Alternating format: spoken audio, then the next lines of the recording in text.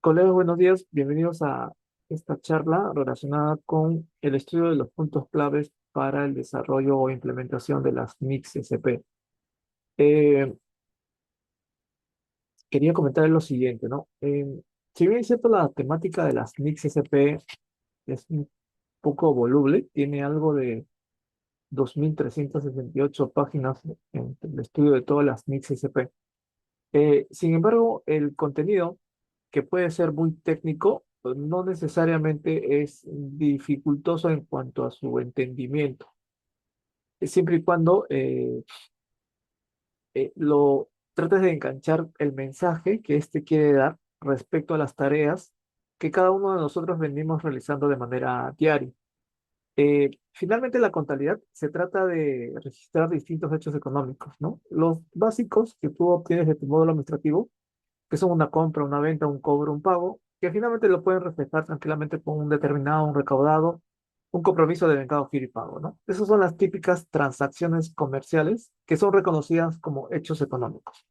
Sin embargo, bajo el principio del devengado, hay el registro de otras operaciones que no necesariamente representan entradas o salidas de dinero y son transacciones que finalmente tienen que ser registradas en sus notas de contabilidad. Entonces, bajo ese contexto, colegas, va a haber otra serie de eventos económicos, tales como depreciaciones, amortizaciones, deterioro, desvalorización de existencias, alta de bienes, baja de bienes, registro de provisiones de demandas judiciales en primera, segunda, casación, sentencia juzgada, cálculos actuariales y demás de operaciones que finalmente van a representar hechos económicos, pero que no necesariamente se resumen en salidas o entradas de dinero, ¿no? Entonces, ahí obedece justamente este principio del devengado. Eh, ¿Me confirman? ¿Se escucha bien? Creo que nuestro colega Carlos Montesinos me escuchan, me confirman, por favor.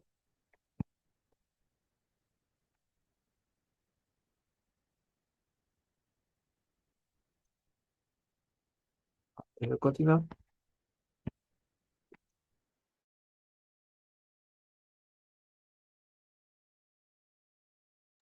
Sí se escucha, ¿no? Perfecto. Continúa entonces. Entonces, miren, ¿qué es lo que sucede? Hay una serie de hechos o eventos económicos que finalmente muestran o se registran en nuestra contabilidad, ¿no? Y en el proceso de hacer contabilidad, es decir, de preparar y presentar estados financieros, nosotros hacemos uso de algunos utilitarios. Pueden ser utilitarios en Excel, como también pueden utilizar los sistemas informáticos, ¿no? Actualmente ya dejamos de utilizar el SIAP cliente del módulo contable del año 2025. Creo que eso ya ni siquiera como repositorio de información va a servir, salvo hasta el año 2024, ¿no? Y actualmente estamos utilizando la web contable, en donde hacemos una serie de contabilizaciones a ese botón rojito que dice contabilizar, ¿no? Gran parte de las operaciones son extraídas del módulo administrativo, ¿no? Y gran parte de esas operaciones son contabilizadas de manera automática, ¿no? Ahí están los compromisos anuales, los documentos entregados, los viáticos, lo que son caja chica, y solamente operaciones como el compromiso de vengado, giro, y determinado recaudado son operaciones que aún lo seguimos registrando de manera manual, ¿no? De manera manual. Pero sin embargo, esas operaciones que ustedes registran no representan la contabilidad en sí, o no al menos toda la contabilidad, ¿no? Solamente un pequeño porcentaje, un pequeño gran porcentaje, ¿ya? Registrar las operaciones del módulo administrativo, bueno, ¿no? Le das enter, contabilizar y sale tu asiento contable. Sin embargo, eh, hay procedimientos adicionales para que ustedes preparen los estados financieros antes de poder presentarlos a la DGCP, ¿no? Necesariamente tienen que hacer un análisis de cuenta en base a la información contabilizada, hacer actas de conciliación con los áreas usuarias que le proporcionaron la información a ustedes, ¿no? A fin de que ustedes convaliden que toda la información que están contabilizando y que están coordinando con las áreas usuarias, pues sea de manera íntegra, ¿no?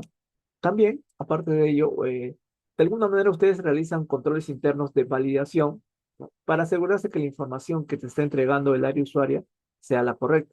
Por eso que apelas a inventarios anuales, inventarios mensuales, inventarios inopinados, saqueo de caja, conciliaciones bancarias, circulación de saldos con clientes, con proveedores, ¿no?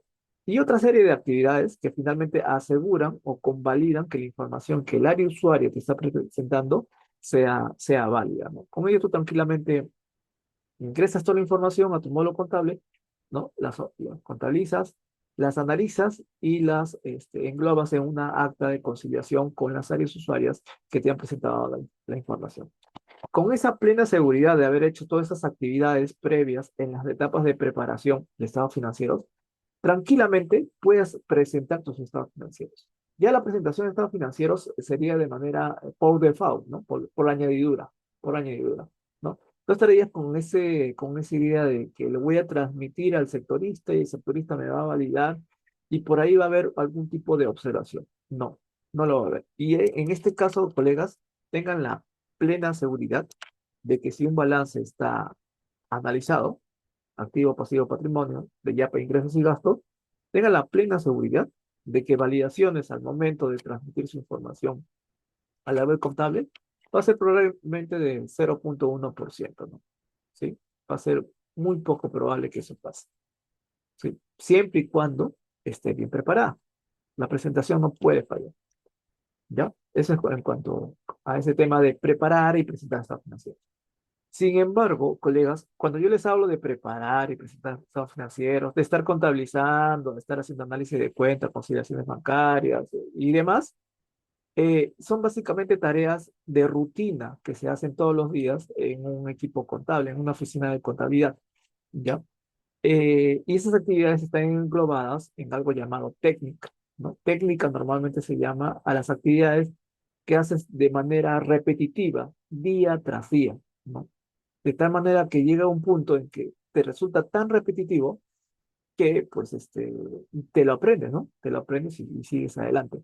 Pero finalmente ello viene a ser la técnica, la pura técnica. El estar visualizando son técnicas. El estar, por ejemplo, girando es una técnica, ¿no? El estar devengando es otra técnica.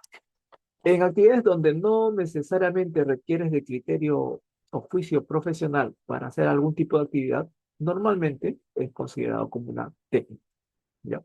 Entonces, la técnica de alguna manera te dice cómo hacer las cosas, ¿no? Cómo hacer las cosas.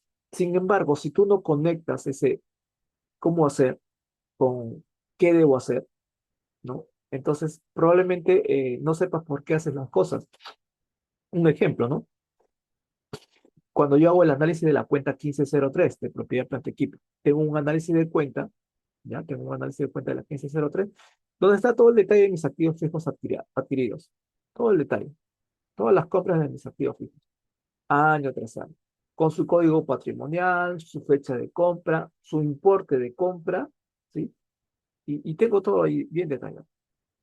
Entonces, cuando ustedes, por ejemplo, analizan su cuenta 1503 de propiedad planta equipo, e imagino que todos hacen ese análisis de cuenta. A ver si me confirman, por favor, por el chat. Todos hacen el análisis de cuenta de la 1503, el listado de todos sus bienes patrimoniales, con sus valores históricos, mes por mes, año tras año. A ver, me confirman.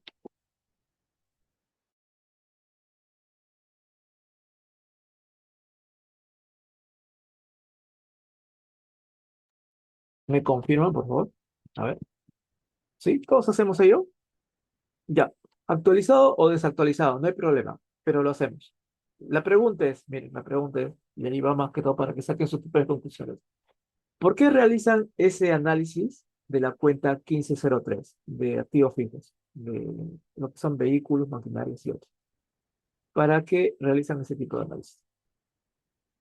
Una respuesta obvia sería para saber qué es lo que compro, ¿no? Bueno, está más que claro porque si está la relación con todos los activos fijos, fecha de compra e importe y número de SIAP de cada bien, este, está claro que con ese reporte puedo saber lo que he comprado. Pero mi gran pregunta es, este, ¿ustedes hacen ese reporte solamente con la finalidad de saber qué es lo que han comprado o para qué lo hacen? Ahí es donde entra a tallar justamente la técnica, ¿no? Están haciendo algo, pero probablemente no sepan para qué lo hacen. ¿En base a qué?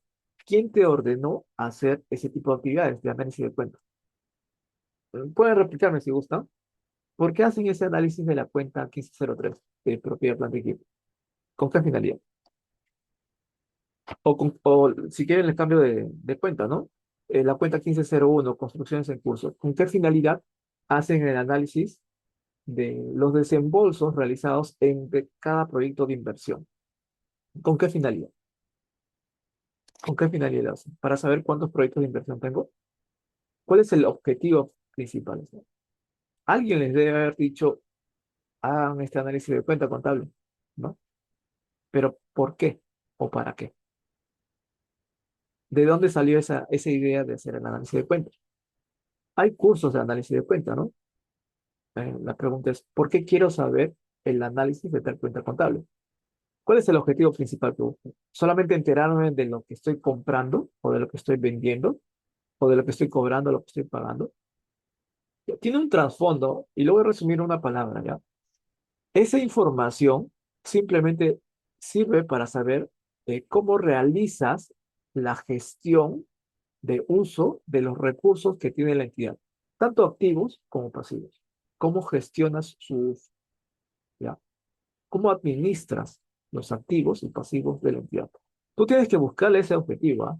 Si no, simplemente sería un cuadro de una pantalla en Excel, con puros números, sin saber por qué estoy haciendo lo que hago, ¿no? Si vamos a los comentarios, Renato nos comenta, nos dice, se hace el análisis para determinar la razonabilidad, ¿no? La razonabilidad. Sí, en parte para ver la razonabilidad de los estados financieros, ¿no? Entendamos por razonabilidad que es una información acorde con la realidad de la empresa, ¿no? De la unidad ejecutora.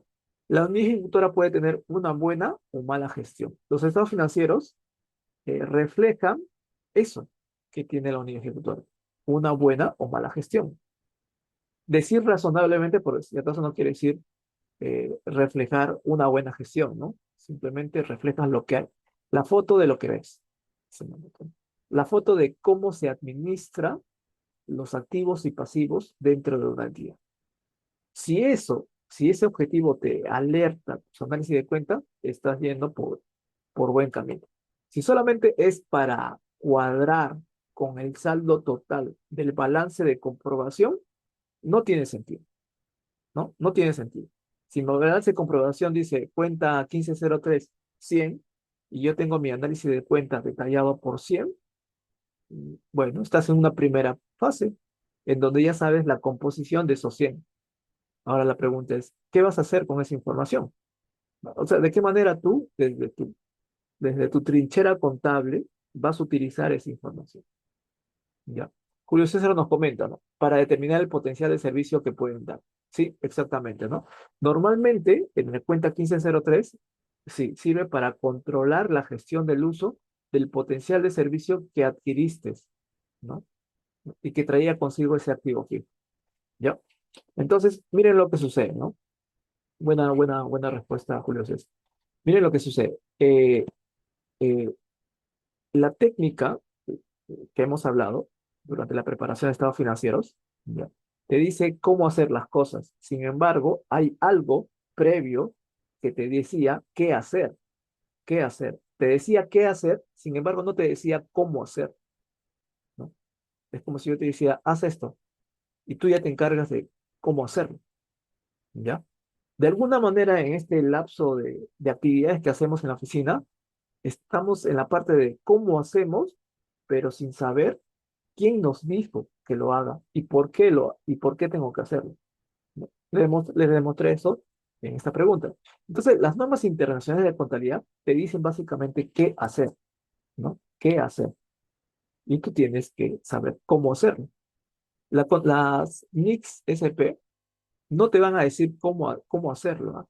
Te puede decir, la NICS SP te puede decir, por ejemplo, la NICS SP 17 te dice, este, si te compras un activo fijo, eh, incluye todos los costos necesarios para que ésta esté en pleno funcionamiento, ¿no?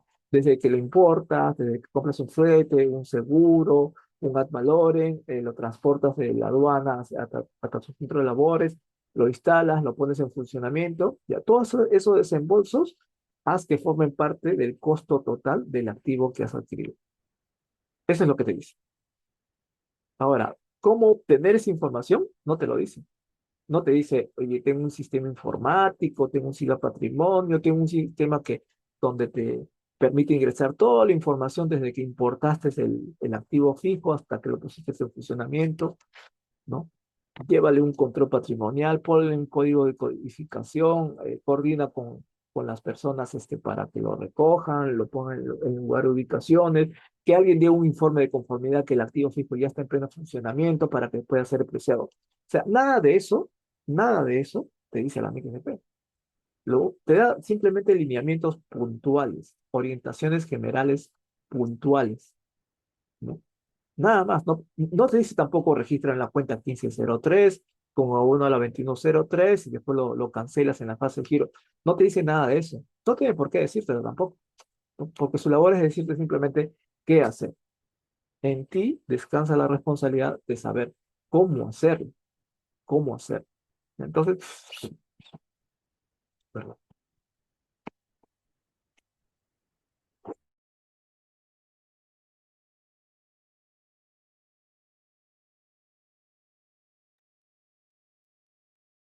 disculpe si no veo.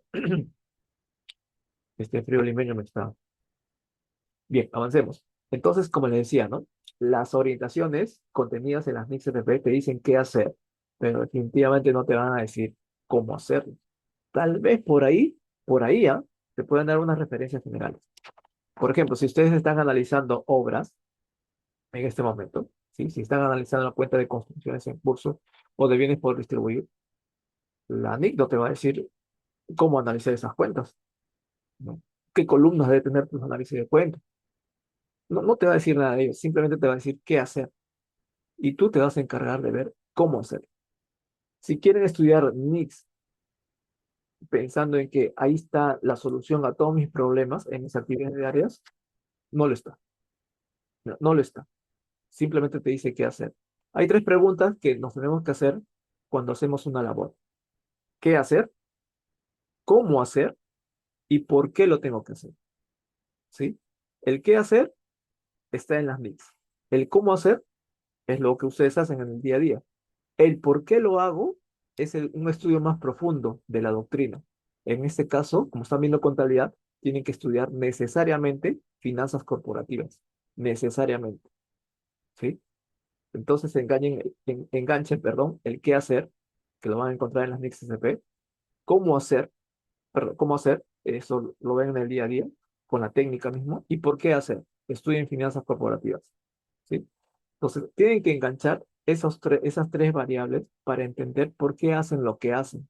Si no, simplemente estaría contabilizando, dándole clic a ese botón rojo que dice contabilizar y a la deriva. La buena noticia, colegas, en todo este proceso es que el estudio de las NICs SP como orientaciones generales es de alguna manera sencilla de estudiar, sencilla de entender, ¿sí? El punto y el gran obstáculo, queramos o no, es que no lo leemos, ¿no? No lo leemos en primer lugar.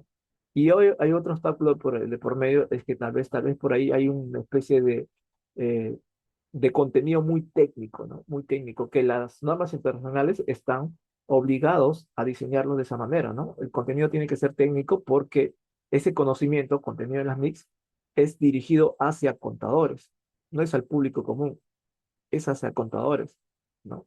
Entonces, tiene que utilizar tecnicismos porque la interpretación que ustedes le den tiene que ser única en base al tecnicismo que se utiliza. El tecnicismo contable que utilizamos es un idioma distinto a lo demás. Y es por eso que a cada NICSP les obliga a utilizar esa literatura técnica para que ustedes, y solo ustedes, lo pueden interpretar, o al menos aquella persona que esté en este mundo de las finanzas. ¿Ya? Entonces, vayamos ahora sí para el estudio de algunas NICSP, así al paso, ¿ah? Para que ustedes mismos se den cuenta y saquen sus propias conclusiones, pero me dan un minuto, por favor, un minuto nada más.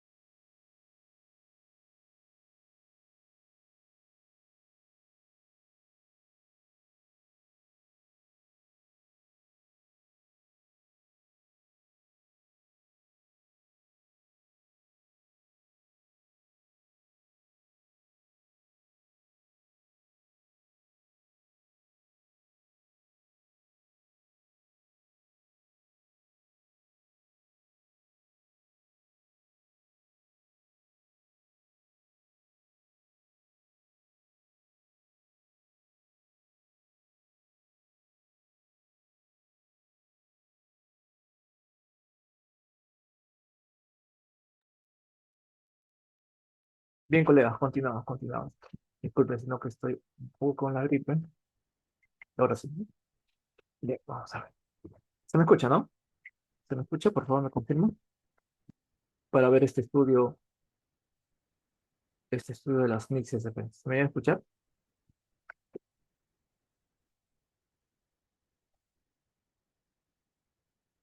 Sí, no se cortó, sino que pedí un minuto, sino que tenía un tema. Eh, ¿Se me iba a escuchar, no, colegas? Sí, no, perfecto. Gracias, contabilidad 01. Bien, colegas, miren, este es el mensaje que quiero dar a ustedes. Eh, las NICs CP solamente contienen lineamientos generales, ¿no? Y les dice qué hacer, pero sin que las NICs SP les diga qué cosa hacer, ustedes ya lo vienen haciendo, por si acaso. La NIC SP lo único que hace es extraer, ordenar un poco la información, ¿no? En base a lo que ustedes vienen haciendo. Ahorita les comento por qué, ¿no? Y ustedes saquen sus propias conclusiones. Nada más. Miren, por cada NIC SP que leamos, vamos a sacar nuestras propias conclusiones, ¿no? Eh, voy a irme acá al,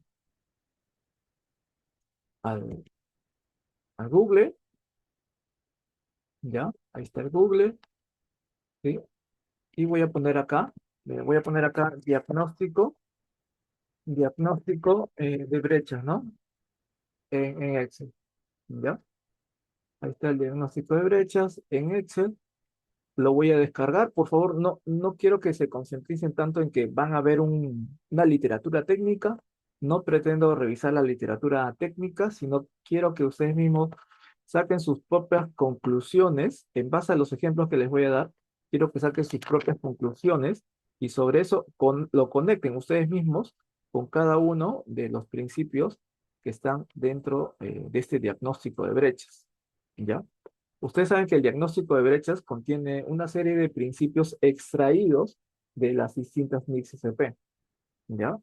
Entonces, yo quiero que simplemente ustedes, eh, en base a este cuadro, ¿sí? De brechas, no quiero que lo vean así de esta manera, ¿no? Tan técnica, con tantas letras, eh, acá nomás, ¿no? Por ejemplo, no sé, se me ocurre la NIC CPN, sé que hay Sé que hay muchas letras ahí de por medio, pero no quiero que se conecten así de esa manera con, con, este, con la literatura técnica, ¿no? Sino con lo que vamos a ver a continuación. ¿Ya? Entonces, miren, voy a hacer un caso básico y sobre eso ustedes sacan sus propias conclusiones. Solamente les voy a contar una historia, sacan sus propias conclusiones. Una venta, ¿no? NIC CP9, ingreso de transacciones con contraprestación, es decir, una venta común y corriente. Yo les hago una venta. Pueden hacerlo con sus ventas de su entidad y van a llegar a las mismas conclusiones. ¿Ya? Les cuento la historia. La historia de los carnets universitarios. ¿Ya? Es sencillo. A ver, sí, vamos a ver un segundo. Ya. Después al final vamos con las preguntas. Primero voy a ver el tema de las casuísticas y sobre eso barre- barremos con el tema del diagnóstico, ¿ya? Bien, esta es la historia de los carnets universitarios. Es algo sencillo. Mi entidad lo que hace es en el mes de enero y febrero de cada año, hace un comunicado a todas las universidades a nivel nacional, en donde les comunica de que ya pueden ustedes adquirir sus carnets universitarios, ¿no? Nuestra entidad es la única encargada a nivel nacional de emitir carnets universitarios y lo que hago es un comunicado general a todas las universidades. Y les digo, ¿saben qué? Ya pueden comprar sus carnets universitarios. ¿Sí? Entonces, cuando la universidad toma conocimiento de que ya puede comprar sus carnets universitarios, lo que hace es construir un listado de todos sus estudiantes, DNI y nombre y edad, DNI, nombre y edad, ¿no? Todo un listado, ¿no?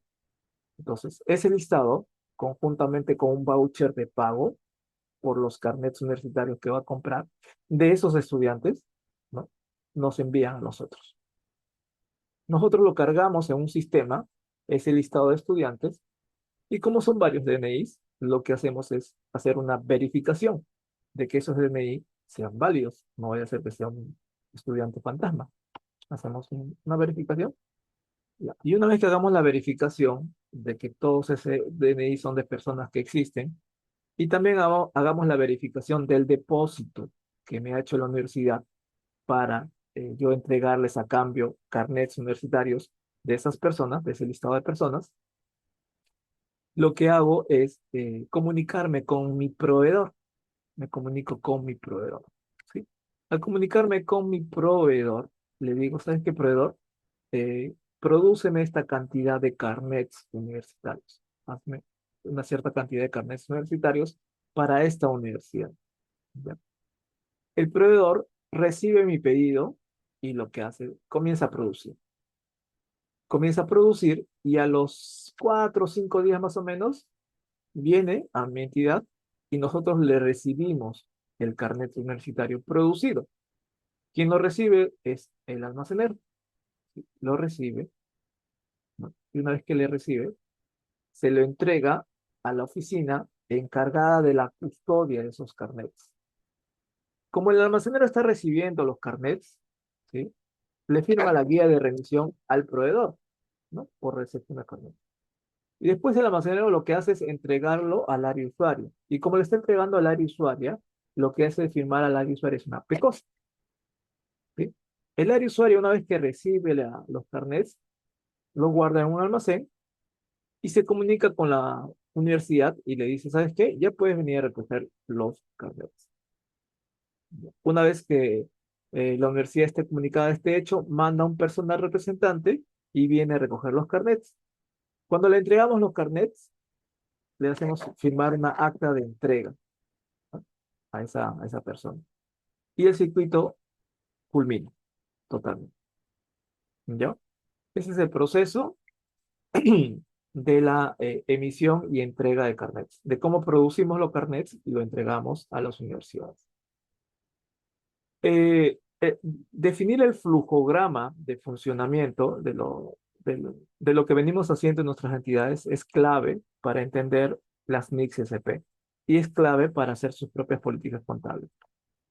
Hasta este momento, colegas, ¿se entendió el contexto de lo que le acabo de comentar? De cómo compro y vendo carnets. A ver, es necesario su confirmación para en base a eso sacar sus propias conclusiones. ¿Me confirman a ver por el chat? ¿Se entendió el proceso de compra y entrega de carnets? A ver, los leo. ¿Sí? A ver, Sergio me dice sí. Somos 60 participantes, colegas. A ver, vamos a ver. ¿De qué van a sacar sus propias conclusiones de la NIC SP9? Supongo que esa NIC SP creo que tiene 15 páginas, ¿no? No, no es nada del otro mundo aprender ese plan. ¿Ya? Entonces, miren, bajo ese contexto, ya, vamos a repetir por última vez, ¿ya? Por última vez, y sobre eso sacamos las conclusiones. Yo me encargo de producir carnets y entregárselos a las universidades. Para este caso, lo que hago es, en el mes de enero y febrero, hago un comunicado mediante oficio, lo comunico a las universidades, que ya las universidades pueden venir a mis instalaciones y comprar los carnets. ¿Sí? Comprar los carnets. Perfecto. Las universidades lo que hacen es generar un listado de todos sus estudiantes, ¿sí? Con sus DNIs y nombres, y aparte me adjuntan el abono, el depósito de dinero, para que yo les produzca esos carnets universitarios, ¿no? A su listado de estudiantes. Me envían el voucher de depósito más el listado de los carnets. Yo lo recibo, hago una validación con la RENIEC, hago una validación de los DNIs de los estudiantes, ¿no? Verifico el depósito efectuado por la universidad, y lo que hago es, cojo ese listado de estudiantes y se lo envío a mi proveedor. Mi proveedor con ese listado de estudiantes lo que hace es producir los carnets. Al producir los carnets, que demora más o menos 4 días, viene con los carnets y con una guía de remisión. Yo, como almacenero, le recibo esos carnets, le firmo su guía de remisión, ¿no? Entonces, cojo esos carnets, yo como almacenero, y a través de una PECOSA se lo entrego a una unidad encargada de la custodia de los carnets. Esa unidad encargada de la custodia de los carnets le llama a la universidad y le dice, ¿sabes qué? Ya tengo tu carnet, puedes venir a recogerlo. La universidad lo que hace es mandar un representante, ¿no? Recibe los carnets y se le hace firmar una acta de entrega. Y listo. Y terminó todo el circuito, ¿ya? Desde que te piden un carnet hasta el momento que le entregas. Sobre ese contexto, colegas, ¿está entendido hasta esa parte? ¿Sí? Un dato adicional, un dato adicional es que los carnets, el costo de los carnets, voy a poner un ejemplo al azar, el costo de los carnets a mí me cuesta 6, a mí, y los vendo a 2, ¿sí? Los compro a 6 y los vendo a 2 soles, ¿ya? Entonces, bajo ese contexto, colegas, bajo ese contexto, vamos a sacar las propias conclusiones de la NIC-CPN, ¿ya? Bien. Eh, vamos a ver, vamos a ver. Ya, ahora sí vamos.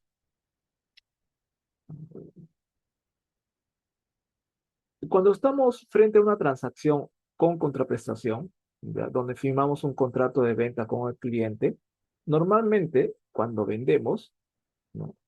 Tenemos que ganar, ¿no? Evidentemente, en el proceso de venta. Y para ganar, tenemos que saber cuánto nos ha costado y a cuánto queremos venderlo, ¿no? Para sacarle un margen ahí de rentabilidad. Eso es un proceso de venta. Ya, otra cosa más adicional, en un proceso de venta, colegas, en un proceso de venta, normalmente el cliente es el que deposita primero el dinero. El cliente te deposita el dinero y tú después de varios días le haces entrega del bien o el servicio que le estás vendiendo a ese cliente, ¿no? Entonces, como primera postura, en la universidad me depositó una cierta cantidad de dinero y yo después de una semana le entregué los carnets a ellos. Esos carnets a mí me costaron 6 y se los estoy vendiendo a 2. ¿Ya? Entonces, en una transacción con contraprestación, o sea, una transacción de venta común y corriente, ¿ya? Yo puedo haberle cobrado al cliente por adelantado, ¿sí? Sin embargo, en ese día que yo le cobro ese dinero, yo no le estoy dando nada a cambio, ¿sí? Porque necesito un tiempo, un lapso de tiempo para producir los carnets y entregárselo después de una semana aproximadamente. Entonces, la parte que me toca a mí, según el contrato, ¿sí? Lo hago o lo cumplo después de 7 días de que la universidad me esté pagando. ¿Cuándo se genera la transacción con contraprestación? Cuando ambas partes cumplen con la parte de su trato, ¿no? La universidad lo que hace es pagarme, ya cumplió con la parte de su trato, y lo que yo hago es entregarle ese bien a la universidad. Esa es la otra parte de mi trato, ¿ya? Ahí recién se materializa la transacción con contraprestación. Contraprestas, ¿no? Yo te doy algo y a cambio, tú me das algo a cambio a mí. Y ahí se consolida esa transacción de venta de contraprestación. Entonces, bajo ese contexto, colegas, el día que la universidad me deposita un dinero, ¿yo le estoy vendiendo algo? ¿Sí o no? El día que la universidad me esté depositando el dinero, ¿yo le estoy vendiendo algo? ¿En qué momento yo le estoy vendiendo algo a esa persona, a esa entidad? ¿En qué momento? Solamente dígame esa frase. ¿En qué momento? ¿En qué momento yo le estoy vendiendo algo?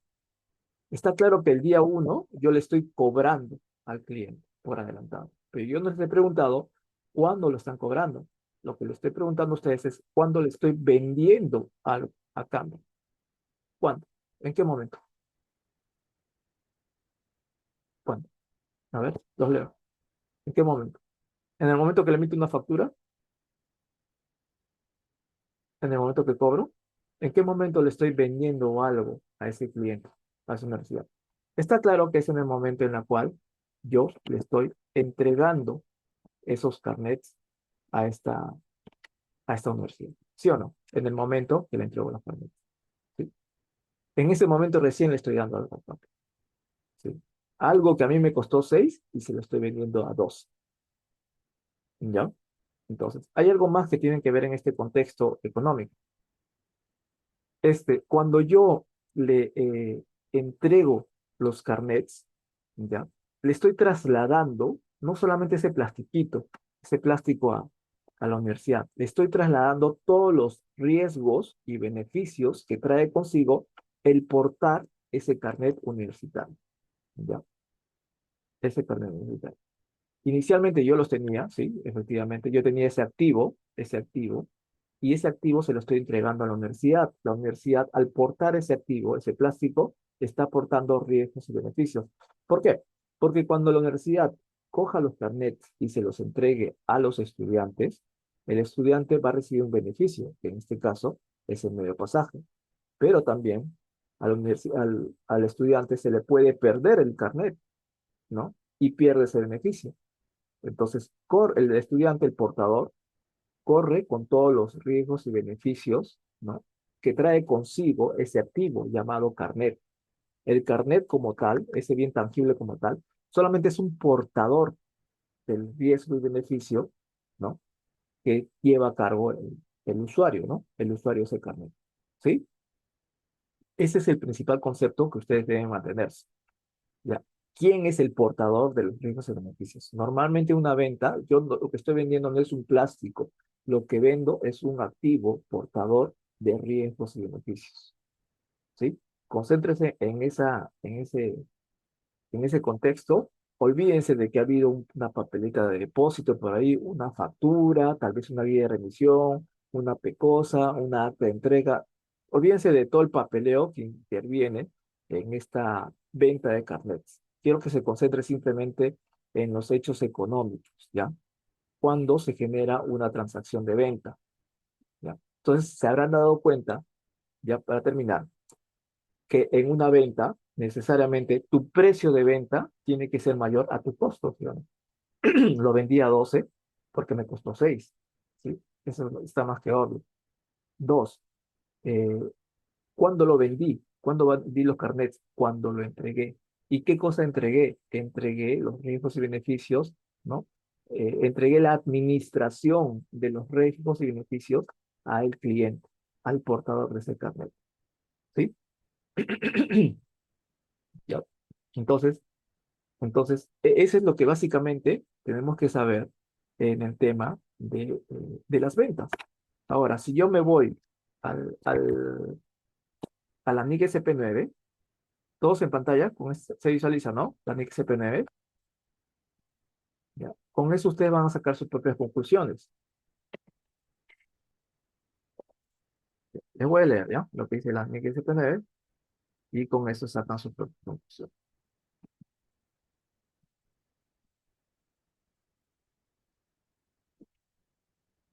A ver.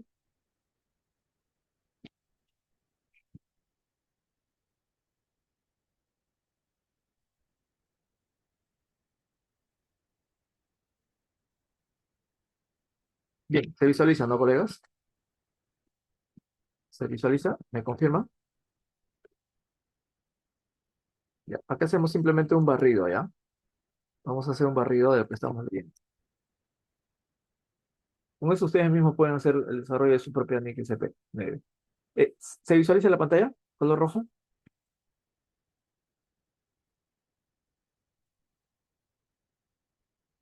¿Se llega a visualizar? Sí, ¿me confirmo? Listo, gracias. Bien, vayamos con el párrafo. Lo leo, lo voy traduciendo. ¿Ya? Párrafo 14. Medición de los ingresos. Medición de los ingresos. Dice, la medición de los ingresos debe hacerse utilizando el valor razonable de la contraprestación. El valor razonable de la contraprestación. Lo que te indica básicamente es de que año tras año tú tienes que revisar tu tarifario de ventas. ¿Sí? Tu tarifario de ventas. Actualizar ese tupo, básicamente. ¿Por qué? Porque la idea es recuperar a través de la venta que hagas, vas a recuperar la inversión hecha o los costos hechos en la venta que estás prestando al cliente. En este caso, yo vendo carnets que me costaron 6 y lo estoy vendiendo a 2. Evidentemente, estoy utilizando un valor razonable en la contraprestación, ¿no? Estoy ganando en esa contraprestación. Lo que te pide la NXP es que evalúes tus tarifarios. ¿Y por qué hace esa aseveración? Porque muchas veces vendemos por debajo del costo, ¿no? Por debajo del costo. Y eso nos puede traer algún tipo de problema financiero a largo plazo, ¿no? Por estar vendiendo por debajo de lo que te costó. Yo sé que suena ilógico, pues, ¿no? ¿Quién en la vida vendería algo por debajo del costo? Bueno, en el sector privado eso no pasa, ¿no? Evidentemente eso no pasa. En el sector público sí pasa. Por ejemplo, ¿no? Cuando vamos, cuando yo soy paciente y me quiero ir, me voy a la salud y me dan y me venden una pastilla. En la farmacia me venden una pastilla. Señor, le voy a dar su paracetamol. Perfecto. Le va a costar 50 céntimos, ¿no? Una caja de paracetamol. Te vas a la calle, a una farmacia de la calle, y esa caja cuesta, no sé, 10 soles. Pero sin embargo, el seguro me lo está vendiendo a 50 céntimos, a un precio simbólico, 50 céntimos. Si el seguro me lo vendiera a un precio de 10, igual que en la calle, yo reclamaría, ¿sí o no? ¿Cómo es posible que me estoy cobrando tanta plata? Se supone que es un seguro y el seguro es un derecho, ¿no? Normalmente, el hospital te lo vende o te lo da de manera gratuita, o te lo vende a un precio simbólico o te lo da de manera gratuita. Si te diera un precio de mercado, tú al toque harías tu reclamo porque básicamente los costos de cada entidad pública son subsidiados, ¿no? Son subsidiados y eso está establecido por ley. Si al hospital se le ocurriría cobrarme, si al hospital se le ocurriría cobrarme 10 soles, igual que en el mercado, ¿qué haría yo? ¿Qué haría? Reclamaría, ¿sí o no? ¿Sabes cuál sería mi fuente de sustento? A ver, muéstrame su tarifario. En su tarifario dice que para el paracetamol me lo tiene que dar gratis o a 50 céntimos. Ahí está su tarifario establecido por ley. ¿Entienden? Entonces, ese tarifario representa el valor razonable de la contraprestación para las entidades públicas. No puedo reclamar. ¿Ya? O sea, yo como entidad no podría reclamar. Lo que te pide la NICSP es que tus ingresos sean medidos a un valor razonable. Y eso implica que tú actualices tus tarifarios. ¿Ya? Punto número uno. En mi caso no habría ningún problema, ¿no? Lo compro a 6 y lo vendo a 2. Segundo, miren, prestación de servicios. En la prestación de servicios, básicamente, eh, la NIC les va a hablar cosas que yo ya les comenté. Como por ejemplo, les leo, cuando el resultado de una transacción, estamos hablando de una transacción de venta, que suponga la prestación de un servicio, ¿no? Cuando el resultado de una transacción que suponga la prestación de servicios pueda ser estimado con fiabilidad, ¿sí? Los ingresos asociados con esta operación deben reconocerse según el grado de terminación de la prestación. ¿Ya? En este caso, miren, colegas, cuando yo compro y vendo carnets, le estoy entregando un carnet al 100% de su grado de terminación. Le estoy entregando completo. Esto no pasa normalmente en otras entidades, ¿no? Hay entidades que cuando le venden algo a un cliente, no le dan todo de golpe, ¿no? Le dan parte por parte, con avances, con grados de terminación. No es mi caso, no es el caso para el ejemplo, ¿no?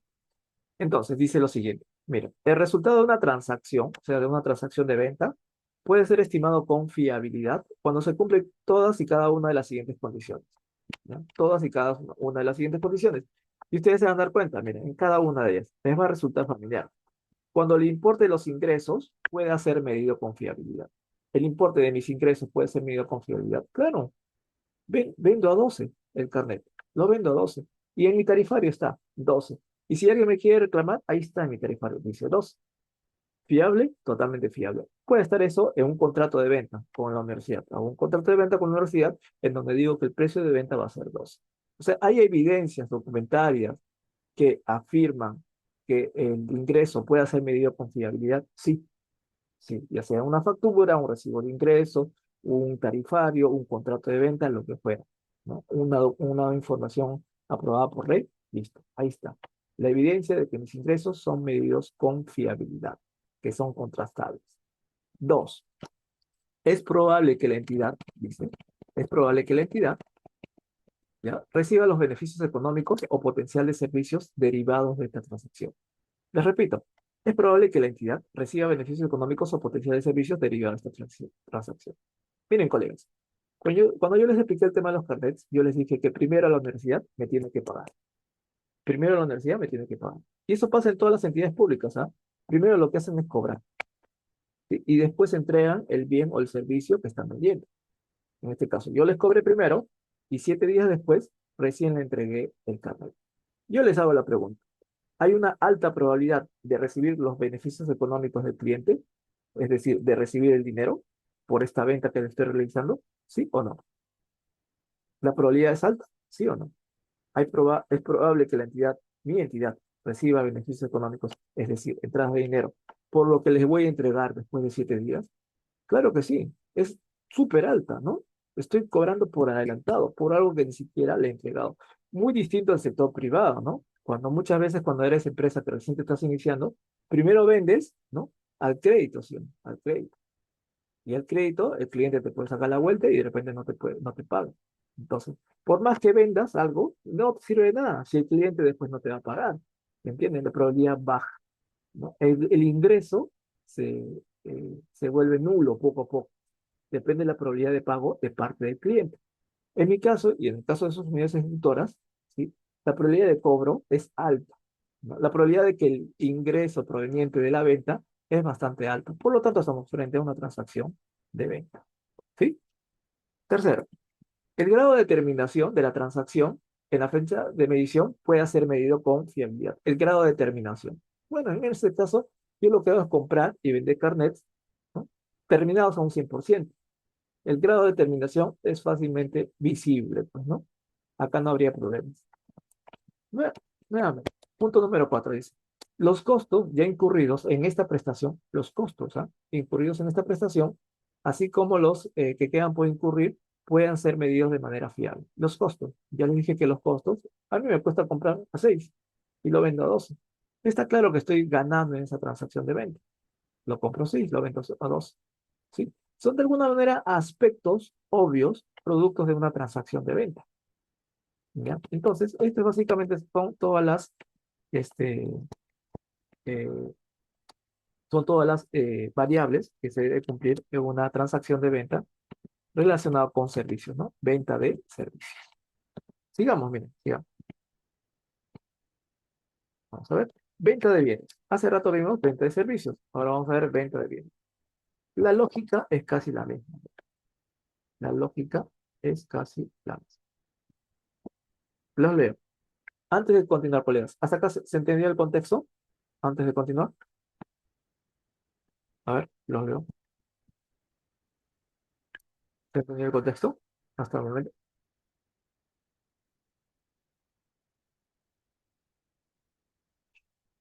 Antes de continuar.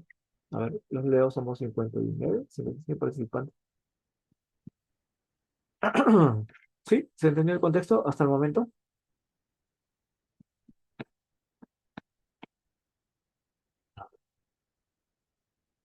Perfecto, perfecto. Gracias, gracias, gracias. Perfecto. Eso es lo importante. Bien, hace rato simplemente les hablé de algunas variables que van consigo en una venta de servicios. Vayamos a una venta de bienes. ¿Ya? Los ingresos, les leo, ¿no? Los ingresos procedentes de la venta de bienes, deben ser reconocidos siempre y cuando se cumplan todas y cada una de las siguientes condiciones. Número uno, lo que les hablé. La entidad, o sea, ustedes, han transferido al comprador, es decir, a tu cliente, todos los riesgos y beneficios de tipo significativos derivados de la propiedad de los bienes. Cuando yo le transfiero el bien, ¿no? Cuando yo le vendo el carnet a la universidad, ¿qué estoy haciendo? Estoy transfiriendo todos los riesgos y beneficios que trae consigo el portar ese carnet universitario. Pues eso que te dice acá, ¿no? La entidad ha transferido al comprador todos los riesgos y ventajas de tipo significativo derivados de la propiedad, ¿no? De la propiedad, de la custodia de esos bienes. ¿Lo cumplo? Sí. Número dos, la entidad no conserva para sí ninguna implicación en la gestión de esos bienes vendidos, en el grado usualmente asociado con la propiedad, ni retiene el control efectivo sobre los bienes, ¿no? Creo que está más que obvio, ¿no? La entidad no conserva para sí ninguna implicación en la gestión de los bienes vendidos, en el grado usualmente asociado con la propiedad, ni retiene el control efectivo sobre los bienes. Cuando yo le vendía el carnet, le dije, toma, acá está, tú le entregas al estudiante, tú ve qué haces con ese carnet, ¿no? Tú tienes ya el control, te estoy entregando todos los riesgos y beneficios del portar ese carnet, ¿ya? La universidad se lo entrega al estudiante, el estudiante lo puede usar si quiere, o si quiere no puede utilizar, o de repente se le pierde. Ya verá, pues el portador ya verá, porque yo no retengo ningún tipo de control sobre el mismo. Ya se lo vendía, ya se lo entregué. Lo que pase con ese carnet ya no es mi responsabilidad. Yo como entidad no conservo para mí ninguna gestión de los bienes vendidos, ¿no? En el grado usualmente asociado con la propiedad. Ya no es mi propiedad. No retengo ningún tipo de control sobre los mismos. Está claro. Eso normalmente sucede en una transacción de venta. Cuando tú le transfieres todos los riesgos y beneficios a tu cliente. Punto C. El importe de los ingresos puede ser medido con fiabilidad. Les dije, 12 soles, está en mi norma, en mi tarifario, en el contrato de venta, en el recibo de ingresos, en la factura. Hay distintos documentos en donde ustedes fiablemente pueden medir ese ingreso. Es probable que la entidad reciba los beneficios económicos o potenciales servicios derivados de la transacción. Recontra probable. Primero ellos me pagan y yo después les entrego. Es súper probable que reciba los beneficios, es decir, las entradas de dinero. Los costos incurridos pueden ser medidos con fiabilidad. Ya me dije que valía 6 el costo. ¿Sí? Si quieres, le traigo la factura de compra a mi proveedor. Ahí está. Costo unitario, 6 soles por cada carnet. Y listo. Con eso estoy frente a una venta de bienes. ¿Ya? A una venta de bienes. Bien, bien, colega. Sí, sí. Estos son intereses y regalías. Esto no va. Por último, por último, a ver, información a revelar. Información a revelar. Bien, colegas. En información a revelar, tenemos necesariamente que poner eh, lo siguiente, ¿ya? Lo siguiente. Si yo soy auditor y reviso tus estados financieros, ¿ya? Y yo veo que tú tienes ingresos, venta de bienes o venta de servicios o derechos administrativos, ¿ya? Yo como auditor, primero te voy a preguntar, ¿sí? ¿Qué políticas adoptas para reconocer un ingreso? ¿Sí? ¿Qué políticas tú adoptas para reconocer un ingreso? Yo les hago la pregunta, colegas, ¿cuándo ustedes reconocen un ingreso? ¿Cuándo se reconoce la transacción de venta? ¿En qué momento? Para el caso de los carnets universitarios, ¿en qué momento ustedes reconocen esa transacción como una venta, como un ingreso, como una ganancia? ¿En qué momento? ¿Cuando cobraste el dinero o cuando le entregaste los carnets a la universidad? ¿En qué momento efectúas ese reconocimiento? ¿No? ¿En qué momento? Profesor, cuando le entregué el carnet universitario a la universidad, perfecto. Eso lo tienes que poner dentro de tu política resumida. En tu nota número 2 a los estados financieros, que dice políticas y prácticas contables, pongo, mi entidad se dedica a la venta de carnets, importe bastante significativo. Reconozco como ingreso en el momento en que entrego esos carnets a las universidades. Esa es mi política. Por si el auditor me pregunta, no quiere hacerme trastabillar, quiere hacerme dudar, ahí está, ahí está. Solamente cuando entrego los carnets, lo reconozco como un ingreso. No hay más, ¿no? Ya sea que venda bienes o venda servicios, cuando se los entregue totalmente al cliente y éste tenga control total, ¿no? Recién yo reconozco una venta. O sea, la venta básicamente es transferir el control de algo a alguien, ¿sí? En ese momento es cuando tú reconoces una transacción como una venta. Toma, te vendí esto. Mira, te vendí un celular, ¿no? Tú ves qué haces con él. Transfiero todos los riesgos y beneficios. Si te roban a la esquina, no es mi problema. Yo ya transferí todos los riesgos y beneficios. Si chateas con tu enamorada, perfecto, no hay ningún problema. Yo te transferí todos los riesgos y beneficios. Tú ya ves qué haces con él, ¿no? Yo ya te vendí. Yo no tengo ningún control sobre la gestión de lo que te he vendido, ¿sí? Si te pasa algo, si te roban, no vas a llamarme, oye, me ha robado el amigo de la esquina, ¿no? No me vas a pedir que te devuelva el dinero. Y esa es tu responsabilidad, de transferir el control. La transferencia de control es el reflejo de que has vendido algo. Cuando tú vendes algo, colega, cuando tú vendes algo, quiero que esto quede bien claro. Cuando tú estás vendiendo algo, sé que yo estoy vendiendo un carnet, pero no estoy vendiendo carnet, colega. No estoy vendiendo el plástico. Lo que estoy vendiendo a los demás es control, control, ¿sí? Cuando alguien te vende un celular, no te vende el celular en sí, te vende control sobre este celular. Control. Eso es lo que vendemos. Entonces, reconoce una transacción de venta cuando transfieres, cuando vendes ese control. No cuando te llegó la facturita, no cuando emites la factura de venta, no cuando te llegó la papeleta de depósito, ¿sí? ¿Ya? No cuando pase ese proceso administrativo, ¿no? Recuerda que lo que estamos viendo son hechos económicos, son algo que no puedes ver, ni tocar, ni visualizar. Y acá lo que vendemos es básicamente control. Bien, siguiente. Ese es lo primero que tienes que revelar a tus otros estados financieros. ¿En qué momento vendes ese control? Segundo, tienes que revelar la cuantía de cada ingreso significativo, ¿sí? Ya sea los ingresos provenientes de venta de servicios, venta de bienes, lo que estamos viendo, ¿no? Venta de bienes, venta de servicios o, para nuestro caso, venta de derechos administrativos. No creo que estas entidades tengan intereses, regalías o dividendos, ¿no? Eso no se aplica para entidades privadas.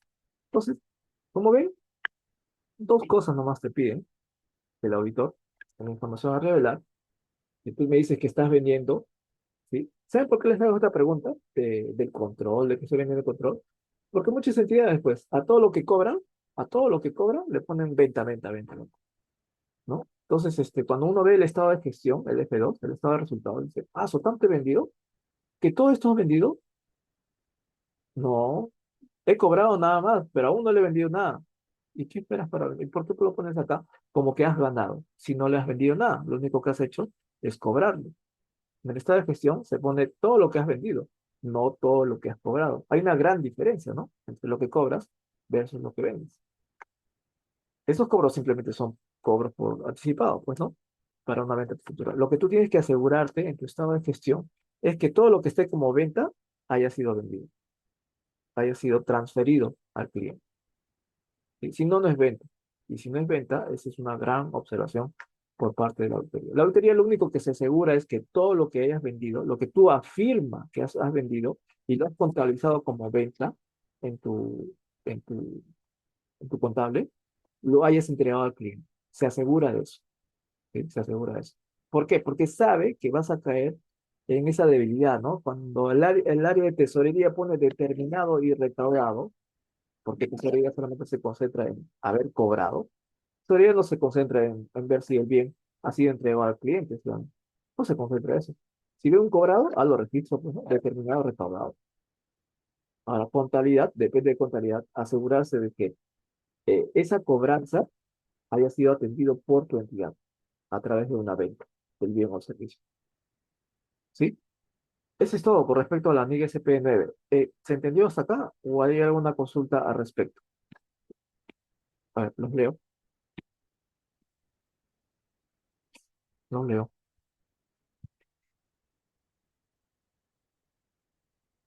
¿Se entendió? ¿Se entendió el proceso? En esta NIG SP9 solamente me han preguntado tres cosas. Este, que tus precios de venta estén actualizados en tu tarifario. Que tu venta de bienes o servicios se reconozca como tal, básicamente cuando le entregas ese bien o servicio al cliente. Y por último, que en tus notas de los estados financieros me reveles en qué momento reconoces la venta. ¿En qué momento reconoces la venta? Cuando le entregas el bien o servicio. ¿Ya? Y eso es todo. Eso es todo. Incluso la NIG SP es una de las NIG SP más pequeñas en cuanto a eh, literatura, ¿no? Se podría decir. Y como ven, colegas, en lo que hemos comentado hasta el momento, solamente les he puesto una transacción de venta común y corriente. ¿Ya? De eso, de ella han sacado sus propias conclusiones. El punto es que las NICs, como verán, solamente te da orientaciones generales, ¿no? No te dice, no te habla, acá por ningún momento te habla de la venta de carnets universitarios, ¿no?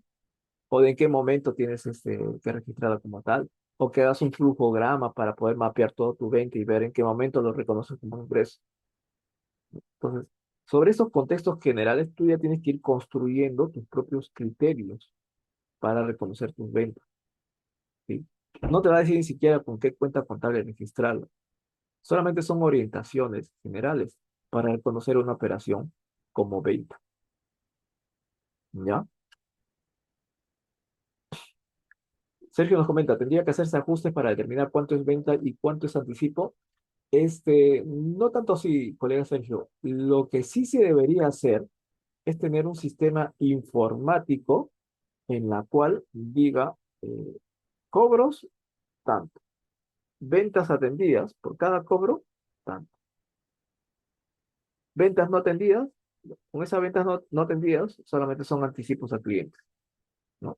Ventas entregadas, eso sí es venta definitiva.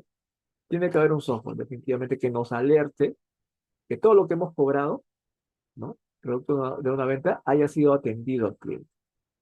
Un control de atención de ventas al cliente. Un control de entregas de bienes o servicios al cliente. ¿Complicado? Sí, pues obviamente. Obviamente. Es complicado, ¿no? La NIC no te dice acá, haz tu sistema contable, ¿no? Perdón, tu sistema informático de control. Te dice simplemente qué tienes que hacer. ¿Cómo lo haces? Ahí saca la vuelta. Ahí no te dice nada.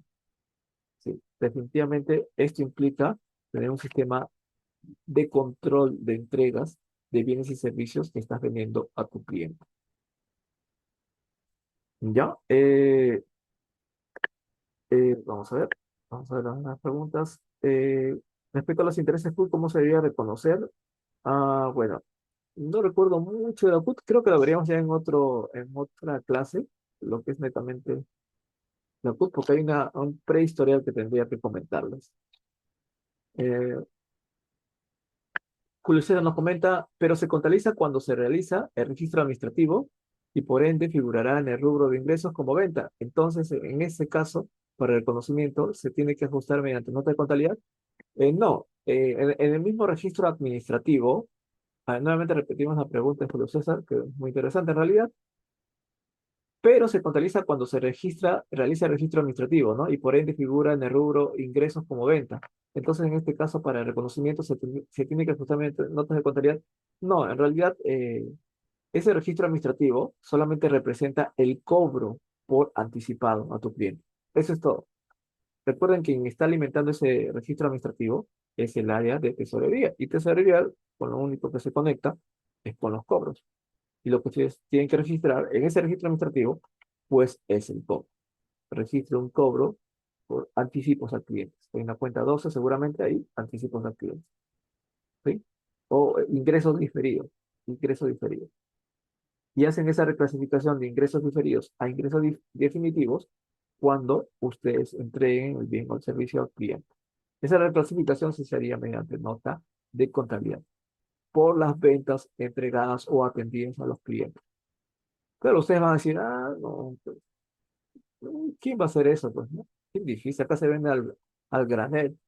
Claro, es que hay muchas cosas de las NICs que te dicen las NICs EDP que implican implementar sistemas informáticos, ¿no? Sobre todo esas ventas al granel, al granel. Imagínense, ¿no? Estar averiguando uno por uno cada cobro de dinero para ver si ha sido vendido. Pero es que la norma es básica en realidad. Cuando, es como si tú, no sé, yo me voy acá afuera y me quiero comprar una bolsita de tuna, ¿no? Le pago a la señora. Señora, denme un sol de tuna. La venta no se va a concretar hasta que la señora no me dé las tunas, ¿sí? No se va a comprar, no se, entonces yo no puedo decir que en esa transacción este, la señora haya ganado, haya vendido, hasta que no me dé las tunas. Si no me da las tunas, caserito, no tengo tunas, ¿qué va a pasar? Me va a tener que devolver el dinero y no hay transacción de venta. La venta está supeditada a la entrega del bien o servicio. Eso está más que claro. No a un determinado y recaudado, donde lo único que dice es que estoy cobrando algo, nada más, ¿no? A ver, consultas dice, ¿en qué casos es anticipo? Porque es mayormente cobro en casos de medicamentos. ¿En qué caso es anticipo? Porque es mayormente cobro en casos de medicamentos y servicios. Sí, pues, en realidad, esas cobranzas de dinero son clasificadas como ingresos diferidos. Los ingresos diferidos en realidad tienen la misma naturaleza que los anticipos, ¿ya? Que los anticipos. Son ingresos que finalmente van a ser reclasificados a ingresos definitivos. ¿Cómo se diferencia un anticipo de un ingreso diferido? Ahí sí es una buena pregunta. Creo que habría que ver los contratos de venta, ¿no? Para ver si estamos frente a un anticipo. Si en el contrato de venta dice, primero tienes que darme un anticipo de tal, un segundo anticipo de tal, un tercer anticipo. Creo que si eso se reflejaría en el contrato de venta, sí controlaríamos los anticipos como tal. Pero en este caso, del carnet universitario o del medicamento, creo que sería un ingreso diferido, ¿no? Un ingreso diferido. Estoy recibiendo tu plata, entra dinero la caja contra ingresos diferidos. El día que te le entregue esos medicamentos, pues reclasifico esos ingresos diferidos a un ingreso definitivo, a una cuenta corriente. Para ello, la base de datos de cobranzas tiene que estar interconectado con la base de datos de entregas. De entrega. Si vamos a una ejecutora, el de cobranzas trabaja por su lado y el de entregas trabaja por su lado. ¿Sí o no? Hay un divorcio total.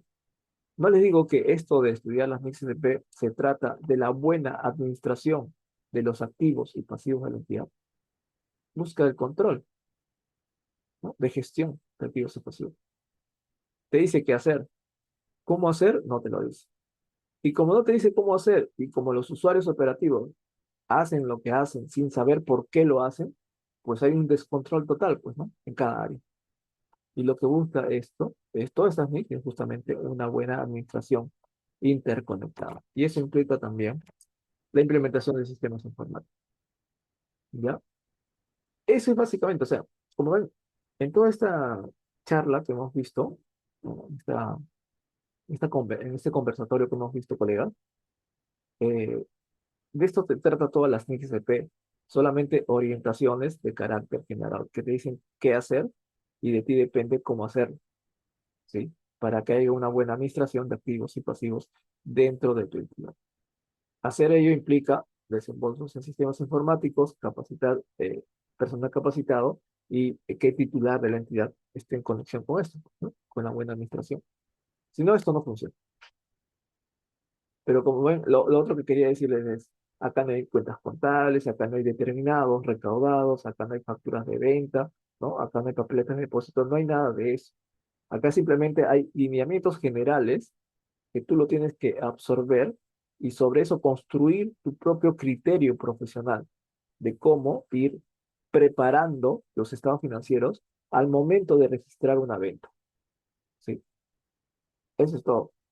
Solamente esto brinda criterios generales y tú lo transformas en criterios, juicios profesionales ya más específicos a través de la técnica, a través de tus cuadros en Excel, ¿no? Tus cuentas contables, tus análisis de cuenta y demás. Esa es la misma lógica que sigue todas las NICs de P, todas, todas. Y no sé, tal vez esté exagerando, pero en esta de la NIC CP9, para su entendimiento creo que no es tan complicado, ¿no es así? No es tan complicado. Creo que hay solamente un foco de atención, que es cuando entrego el bien o el servicio, recién lo registro como ingreso. Nada más. ¿Cómo hago eso? Ah, ya, ese trabajo queda en ustedes. Pero eso es lo único que te dice la NIC. Cuando trasladas todos los riesgos y beneficios o control a ese cliente, recién regístralo tú como venta, ¿no? Entonces, en toda esta NIC CP9 edición.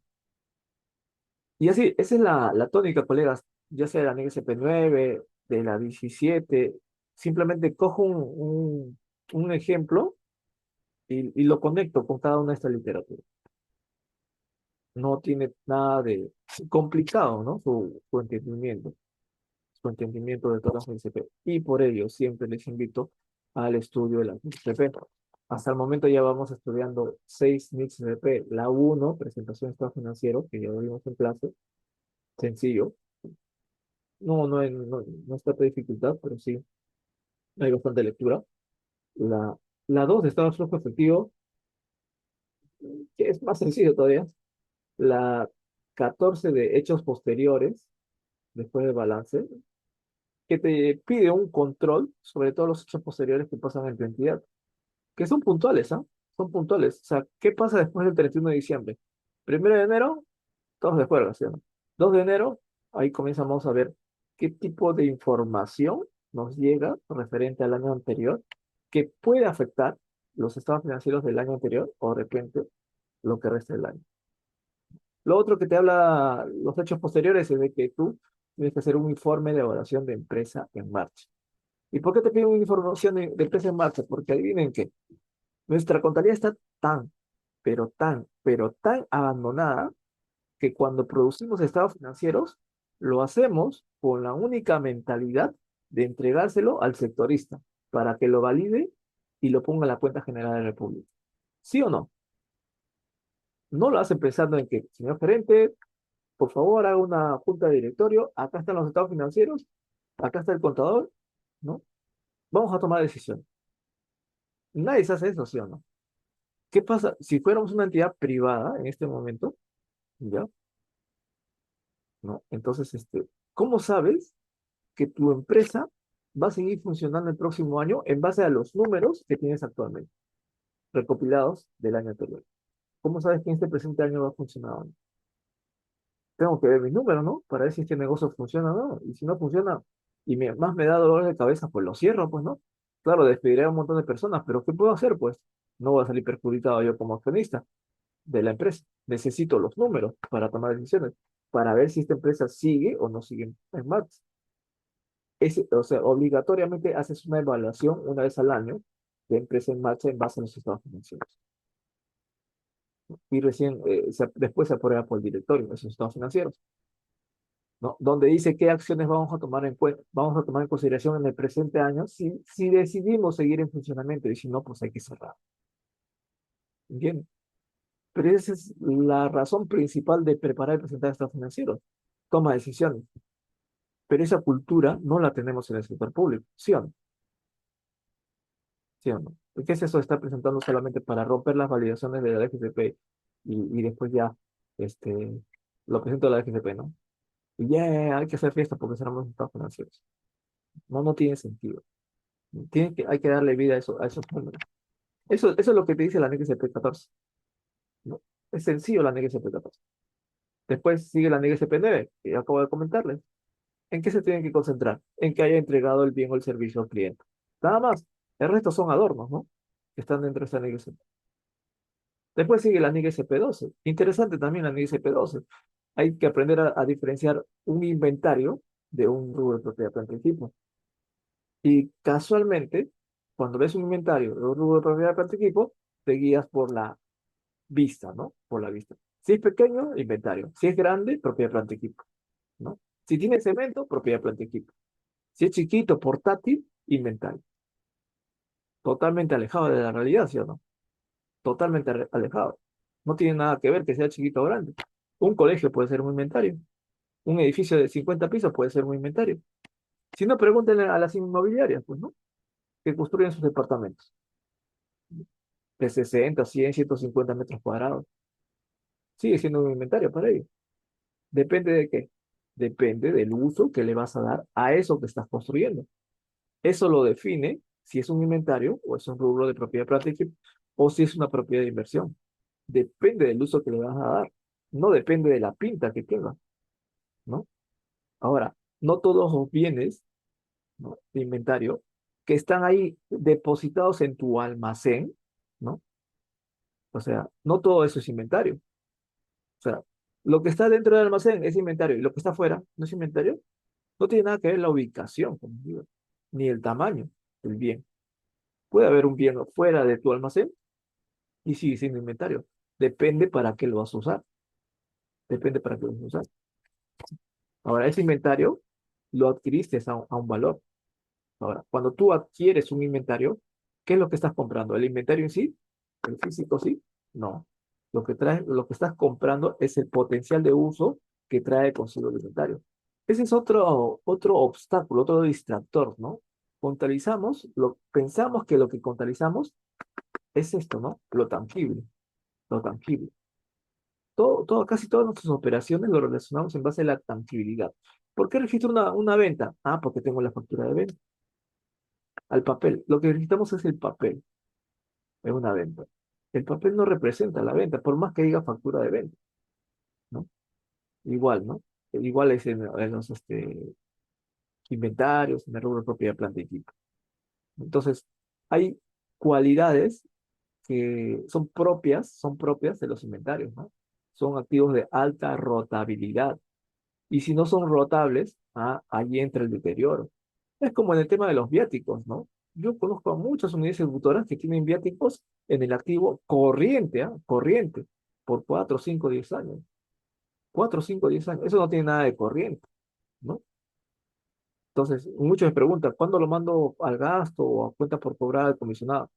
¿Cuándo? ¿Qué dice tu directiva? Pues, ¿no? ¿En cuánto tiempo tienes para que el comisionado te rinda? ¿Cuánto? 10 días hábiles o consideras calendario. Depende si es interior o exterior. Ya, pues ese es el lapso de tiempo. Y si no cumple, ya deja de ser viático. El viático solamente tiene un tiempo de vida útil, que es desde el momento en que le entregas la plata al comisionado hasta el momento en que éste rinde y devuelve dentro de los plazos establecidos, no en el momento que a éste le dé la gana, dentro de los plazos establecidos, ¿no? Se sale de esos plazos establecidos y el viático comienza a perder su naturaleza como viático y ya no debe aparecer en los estados financieros como viático, porque ya pierde su naturaleza pues, económica. Su naturaleza es, te doy, me lo rindes rápidamente después que regrese mi viaje. Si se desnaturaliza económicamente esa operación, deja de ser viático.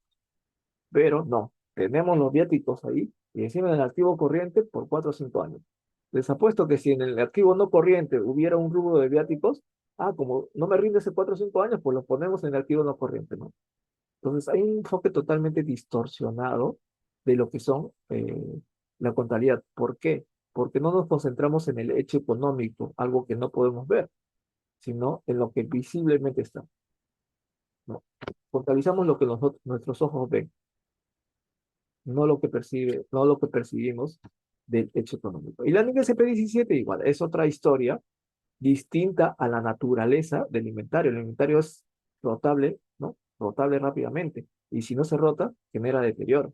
Hay que tener un control sobre la rotación. Tenemos que asegurarnos que se consuma ya, o si no, se consume, se convierte en deterioro.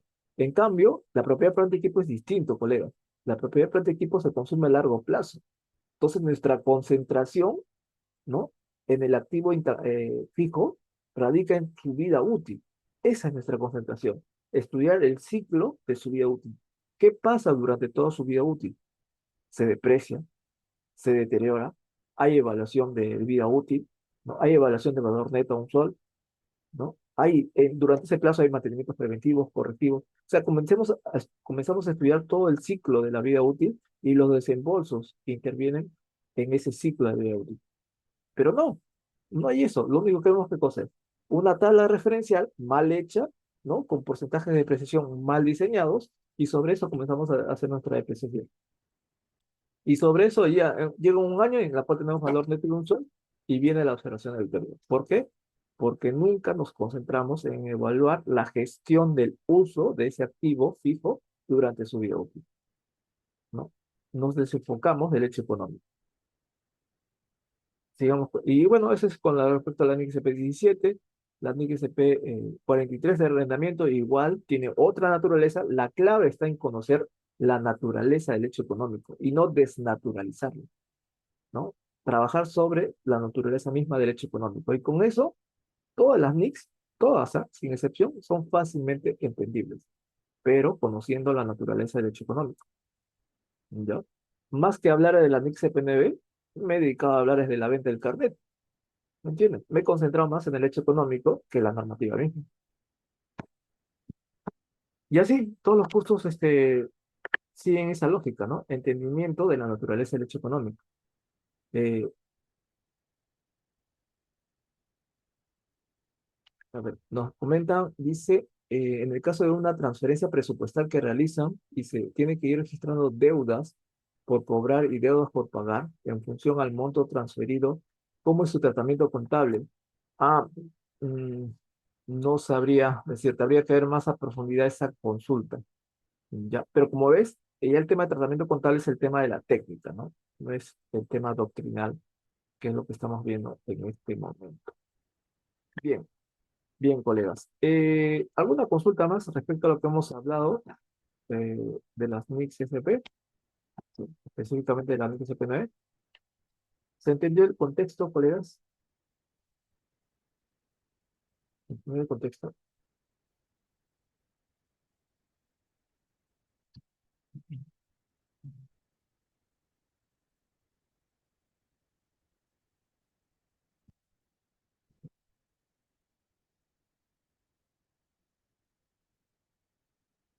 Bien, genial. Entonces, si no hubiera ninguna consulta más, ya estamos próximos al refrigerio. Estoy de vacaciones por si acaso, por eso que trato de utilizar estas horas para poner un poco en práctica lo aprendido. Nada, sobre esto, si no tuvieran alguna consulta más, les agradezco la asistencia el día de hoy. Ya saben que cualquier informe respecto a los cursos que vamos llevando están ya en los grupos de WhatsApp. Hasta el momento tenemos el estudio de 6 NICs. La próxima semana se viene el estudio de la NIC SP43 arrendamientos. Voy a dar una pequeña introducción al tema de qué se considera un arrendamiento. Y he invitado a un consultor experto en tema de NICs, que también adopta NICs en un ministerio, que les vaya a indicar con plazos reales, con contratos de arrendamiento reales, cómo se hace el registro correspondiente en base a la tasa de descuento, ¿no? Si bien es cierto, hay terminologías que trae lo mismo, que habla acerca del arrendamiento. este, la idea es primero estudiar la naturaleza del hecho económico, ¿no? Queramos o no, cuando hablamos de arrendamientos, que son los alquileres, ¿ya? No hay ningún documento que te diga así, ¿ah? En el título, contrato de arrendamiento. No lo va a haber. Muchas veces de repente tienes un contrato de servicio, ¿sí? No te dice contrato de arrendamiento. O sea, el papel no te va a decir a simple vista, oye, soy Miguel SP43, aplícame. No te lo va a decir, ¿no? Tienes que ver el fondo de la transacción, el fondo. La forma, la forma no te lo va a decir. Olvídense de la forma, colega. Eso sí como recomendación personal. Saquen de su mente la forma. No se guíen en base al aspecto visual, ¿no? Sino al fondo, en el fondo de la naturaleza económica. Bien, bien, colegas. Les agradezco a todos por su asistencia y cualquier cosa ya nos estamos coordinando vía los grupos de estudio de WhatsApp. Que tengan ustedes buen día y buen provecho.